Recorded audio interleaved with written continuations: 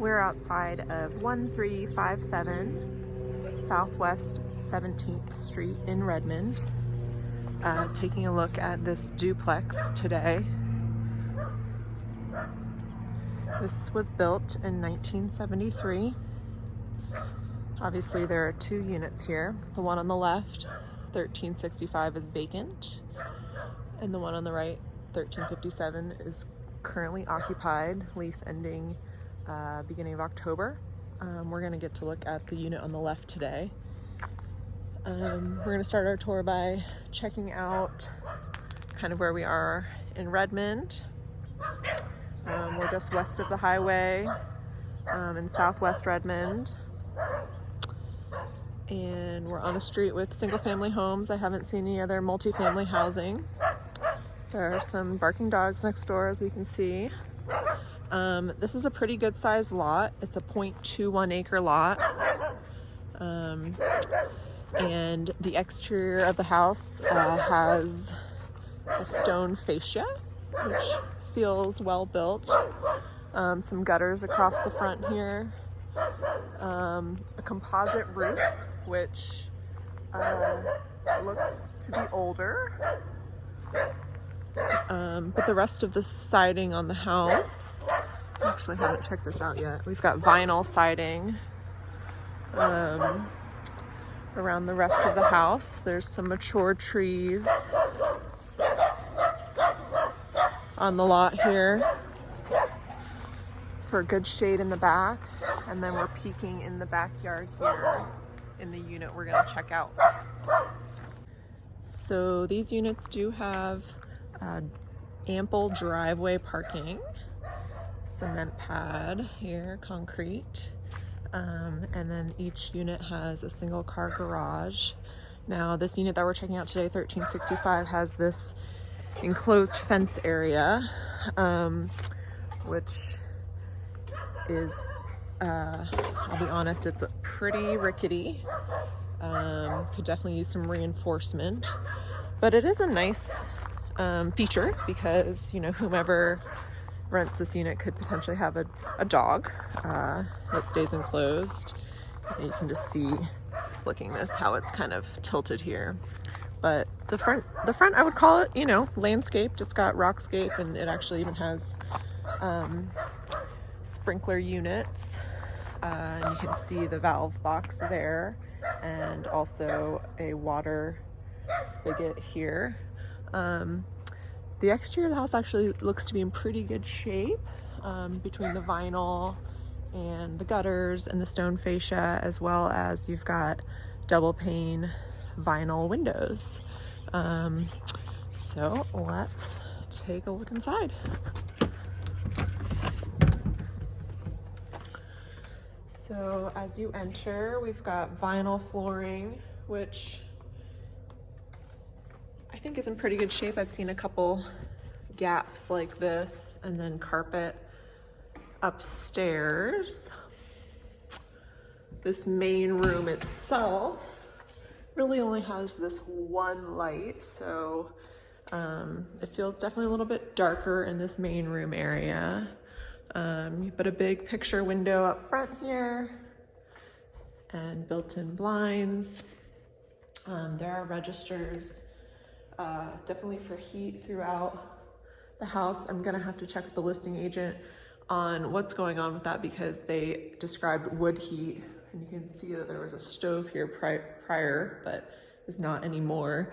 And then over here on the wall, it indicates, you know, a cool setting. So I'm not exactly sure what's going on with the heating and cooling. I will double check on that. The interior paint feels like it could be, you know, it looks like they attempted to touch it up maybe after the last renter left, but I would say that this house could probably benefit from a fresh coat of interior paint. It's all this little bit darker, you know, beige color. But we've got a few designated areas here. So we're looking at the kitchen. I'm looking for the light for here, but anyways, dining room. And, you know, as we saw, a living room and entry area here. This door houses, you know, the guts to the heating unit. And I haven't seen a compressor outside for cooling. So anyways, we're entering into the kitchen here, which is, you know, kind of like a galley style kitchen. It's got vinyl countertops, or I'm sorry, laminate countertops. And all of the fronts of the cabinets are new, you can tell. And then the rest of the cabinetry has been painted. It does have a tile backsplash and a decent faucet. There is a garbage disposal. We've got stainless appliances, refrigerator, dishwasher, and electric range and micro hood. You know, these themselves are a little dirtier looking, but the rest of it is in pretty good shape. You know, we've got fluorescent lighting in different spots throughout this house. And this unit in particular has a washer and dryer that comes with it. I can't exactly speak for the other unit. I don't think it does have one that comes with it, but downstairs here we also have a powder room or half bath. And we've got these recessed built-in type lightings and a pedestal sink, and a medicine cabinet type mirror, and the garage space. So in here we've got a door to the backyard and a little bit of built-in shelving. This is where the hot water heater lives. It's nice because it does look like there's heat in here as well. Electrical panel.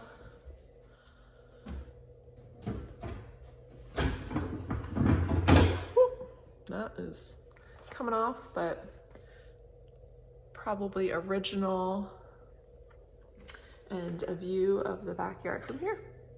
We're back inside the house and going to head up the stairs here to the second story. We've got a railing here, aluminum. As you come upstairs, we've got 2 bedrooms, one right in front here. This is a little bit smaller of the 2. This one has views of the backyards